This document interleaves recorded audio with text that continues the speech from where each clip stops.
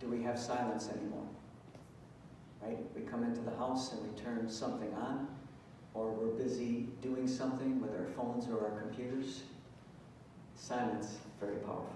Let us pray. Dear God, be with us today as we are gathered in your name, and bless both the preaching and the hearing of your word. Amen.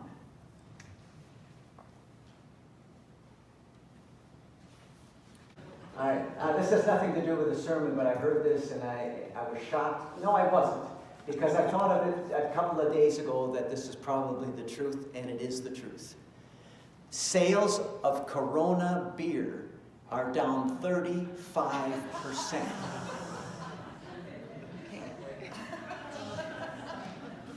I hope that figure is just for the States and not for Canada, too. But I hope people realize that there's no connection. But you know something? They're going to have to change the name of their beer, or it will be forever united with the coronavirus. Who named it the coronavirus? Can somebody be sued?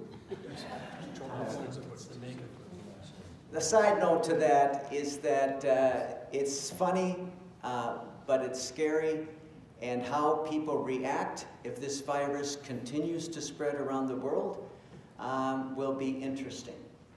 And what I would say to people is be cautious, but don't live in fear. Okay? That's not a part of our spiritual journey, is to live in fear. Be smart, but don't live in fear. And I can see how this could become rampant. If people stop drinking Corona beer, they could stop doing a lot of things, believing that their life is threatened. And if you watch the news continually about this, don't do that. Don't do it. Each Sunday during Lent, I'm going to do some spiritual formation and spiritual direction. Unless each of you want to come in privately to my office for an hour. I think it's just easier if I do it all together. And today I'm going to talk about one of the most important parts of our spiritual journey. And I'm going to encourage you to make this a part of the next 6 weeks. And hopefully the rest of your life. And that is gratitude. Being grateful for what we have. As I was walking the other day, I was listening to a podcast, and they were interviewing a doctor, and interestingly enough, when he was in med school, he somehow touched some transformer wires, and he lost both of his legs at the time and one of his arms. And he became a doctor, and he has become quite a inspiration to a lot of people that he's visited. And somehow he's gotten into palliative care. And he's one of the renowned leaders in the palliative care movement in the United States. And the interviewer asked him, what's the first thing you do when somebody comes to you after receiving the news that they are in the dying process? He says, I talk to them about gratitude. Gratitude. What could there possibly be to be thankful for at the time that you just received the news that you're dying? Gratitude is one of the most important aspects of our life. And if we lose gratitude, the last months or weeks of our life are not going to be good. You have to look and see what you have to be grateful for. And if you can't see it, something's wrong. If you can't see what you have to be grateful for, something has gone wrong. And this is what has gone wrong, is that your brain leads you to the place where you don't have enough. It shows you that you're just not good enough. You just don't have enough. Your family just isn't good enough.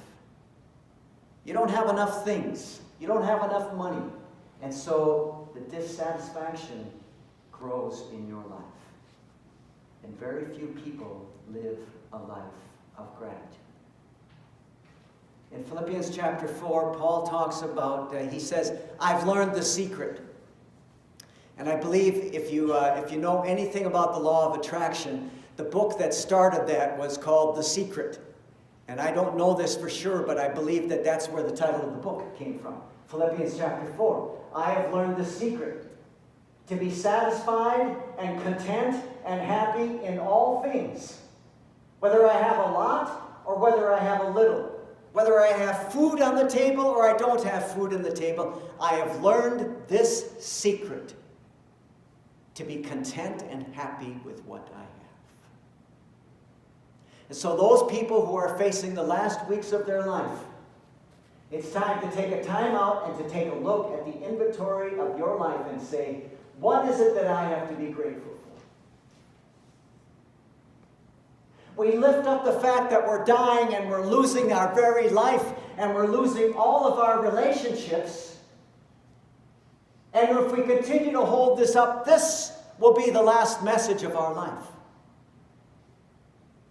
We have to diminish this and lift up the things that we have to be grateful for. Our family, our life, all the things that we've done, all the breaths that we've taken in this life, all of the blessings that God has showered upon us, the gift of faith, the gift of eternal life. And as each of these lists begin to rise, the other begins to diminish. And we can face those last days of our life with a totally different heart. I want to do an experiment, okay? For the next 6 weeks of Lent, I want this section of the church to do exactly like they've done every day of their life, okay? Don't change anything, okay? Okay?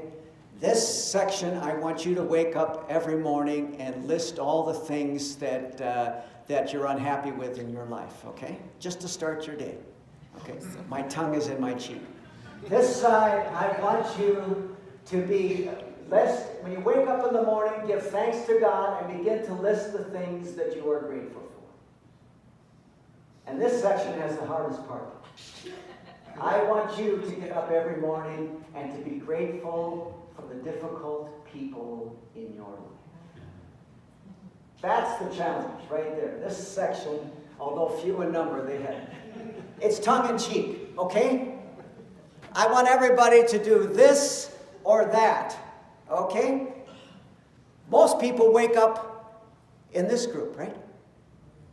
Either we wake up here not doing anything different, or every day we wake up and recite the lists of all the things that we have to do, the things that we're worried about, the things that aren't going well in our lives. I hit rock bottom in 1975. It was my year of internship in Danville, Illinois. And I knew I hit rock bottom when I woke up one morning and I said, yesterday was a really, really bad day. And I know today is going to be worse. When you start thinking in those ways, you're spiraling down into a really dark place. And that's what many, many people do and wonder why they are in the place that they are in. It's how we wake up in the morning. Wake up in the morning and say, this is going to be an awesome and amazing day because God is so good to me. I have so much to be thankful for. And if I die today, I'm okay with that. Because I've lived my life the way I know I should live my life. And the real challenge, and this is the real power in our lives, is if you can give gratitude for the difficult people in your life. Jesus says, what good is it if you are kind and good and you love the people who are kind and good to you? Everybody does that. People who don't go to church do that. Love your enemies. Pray for those who persecute you. Give gratitude for the difficult people in your life. Don't try to change them. Maybe the way to change other people is for somebody to hear the words that I'm grateful and thankful for you. Gratitude. 6 weeks of it. But I don't want you to stop then. Amen. 100 times a day. 100 times a day I want you to say, I am grateful and thankful. You can say specifically what or whom you're grateful and thankful. I know Barbara will say me, but You could say anything specific or just say, I'm grateful and thankful. And when you say it 100 times, let somebody go crazy and do it 200 times, okay?